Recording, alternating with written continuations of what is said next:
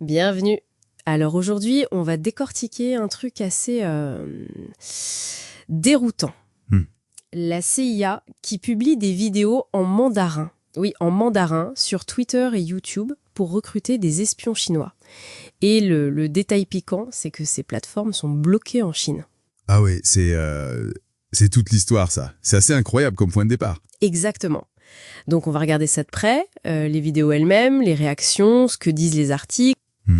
Notre but, c'est de comprendre cette approche un peu bizarre, pourquoi cette diffusion publique, et surtout ce message qui parfois sonne comme une critique du système états-unien. C'est ça qui est fascinant.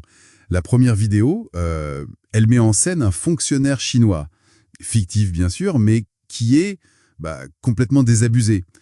On a des citations rapportées comme peu importe combien je travaille dur, au final, d'autres sont toujours en tête », ou qu'il y a que quelques personnes qui semblent pouvoir atteindre ce genre de beauté, en parlant d'une vie meilleure.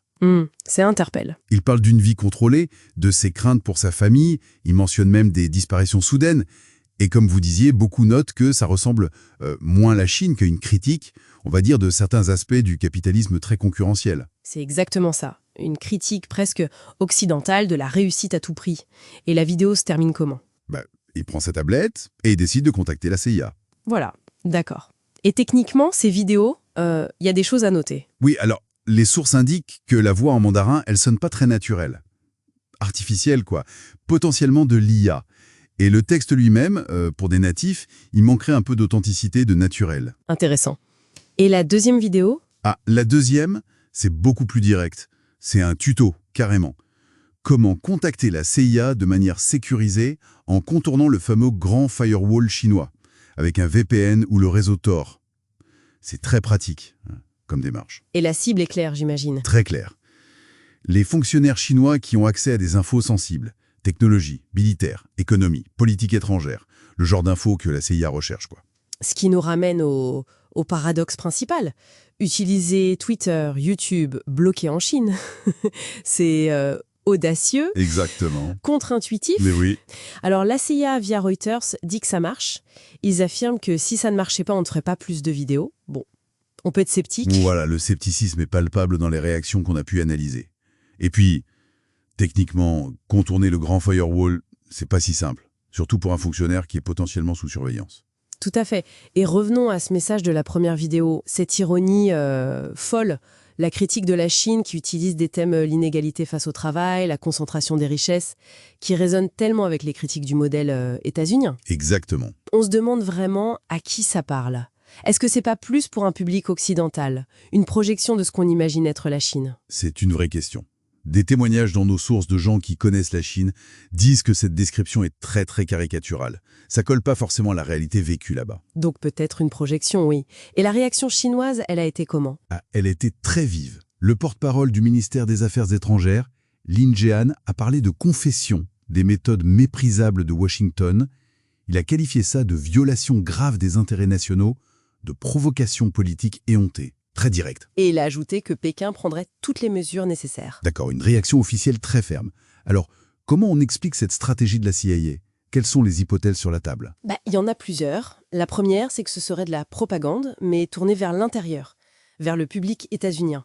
L'idée serait de peindre une image négative de la Chine, de valoriser la CIA comme solution, et d'utiliser ce discours un peu ambigu qui fait écho, peut-être, sans le vouloir, à des frustrations internes aux États-Unis.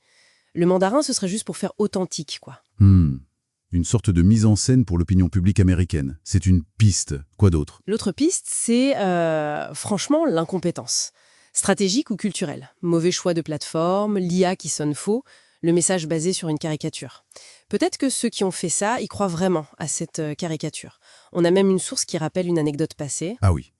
Oui, des officiels américains qui avaient ajouté par erreur un journaliste à un groupe Signal hypersensible. Ça montre que des maladresses, même grosses, ça arrive. Donc, soit une stratégie interne déguisée, soit une simple bourde, une erreur culturelle ou technique, ou juste mal pensée, mal exécutée, sans chercher plus loin. C'est ça.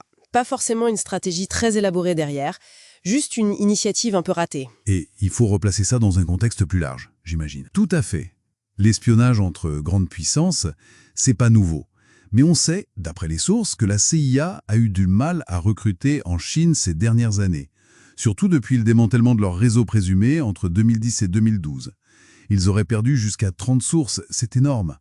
Donc cette campagne publique arrive après ça, et aussi après des affaires récentes d'espionnage présumé visant des hauts fonctionnaires chinois. D'accord, donc ça pourrait être une tentative un peu désespérée ou du moins très publique pour essayer de reconstruire quelque chose. Peut-être, ou une façon de mettre la pression, de montrer qu'ils sont toujours actifs, même si la méthode est discutable. Donc pour résumer, on a une énigme, un recrutement très public via des vidéos au message paradoxal sur des plateformes bloquées.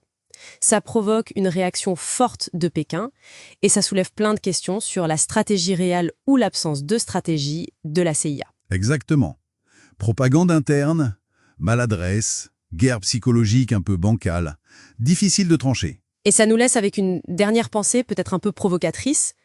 Au-delà de savoir si ça va marcher, si un seul espion va être recruté comme ça, qu'est-ce que cette approche très publique, très étrange, nous dit sur la façon dont certains, hauts renseignements états-uniens, voient la Chine aujourd'hui et sur leur volonté d'utiliser des outils comme l'IA générative ouvertement dans cette confrontation informationnelle? C'est une excellente question. Ça ouvre une fenêtre assez curieuse sur les coulisses de ce nouveau grand jeu et sur les outils qu'on est prêt à y mettre, même maladroitement.